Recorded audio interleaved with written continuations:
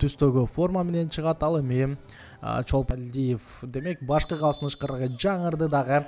Алгачкы тайм старт алды. Башкы калыс Салахиддин азаматылган пас жана Чолпон Атанын дарбазасына барган чабуул дал ушул жерден ышкырык менен токтоду. Дагы пенальти.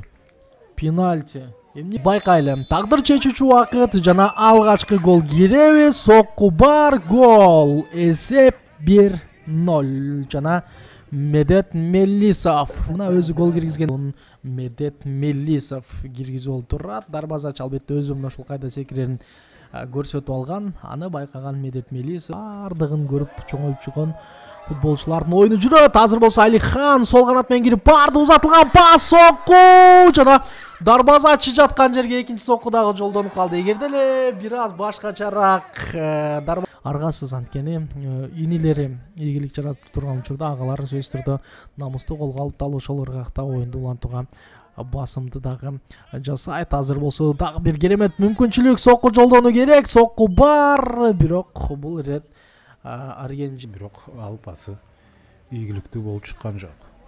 Каршы чабуул, офсайд жок экен. Жана сокку бир эмес 2 оюнчу турат. Ошол zaman сол тарапка которду. Өтө туура чечимди кабыл алды ал жерде. Жана сокку дарбазачынын сейфин көрдүм. Чолпон Ата бир нече убакыттан бери коргонууга аргасы болуп атат. Жана баш менен сокку төп-төз дарбазачынын өзүнө ашпай калды. Жана финалдык ышкырык.